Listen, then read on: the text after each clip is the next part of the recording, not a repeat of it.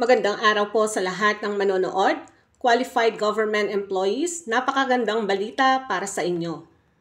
Paalala lamang po, ang Pro Information Hub ay hindi affiliated ng anumang ahensya ng gobyerno. Ang channel na ito ay ginawa upang maghatid ng mga mahalagang impormasyon. Ang mga impormasyong ibinabahagi dito ay totoo. Ang matagal ng kahilingan ng mga government workers ay naisakatuparan na rin dahil napirmahan na ang guidelines. Narito ang balita.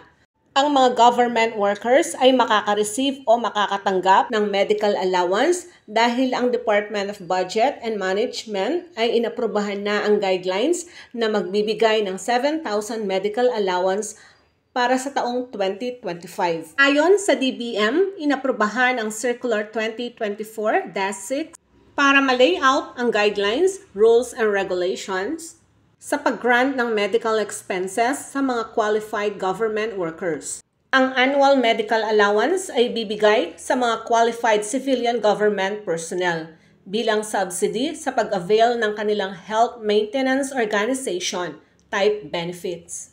Ang DBM circular na ito ay co-cover ang lahat ng civilian government personnel sa national government agencies, kasama na ang state universities, colleges at government-owned at controlled corporation na hindi cover ng Republic Act 10149 at Executive Order 150, Series of 2021. Kasali din lahat ng mga government workers regardless ng kanilang appointment status, whether regular, casual, or contractual, appointive or elective, at full-time or part-time basis. Kasali din ang mga employees na nasa local government units at local water district. Yan lamang po ang balita para sa ngayong araw na ito. Kung nagustuhan mo ang mga video na kagaya nito, huwag kalimutang mag-subscribe para updated ka sa lahat ng mga videos na ipopost dito.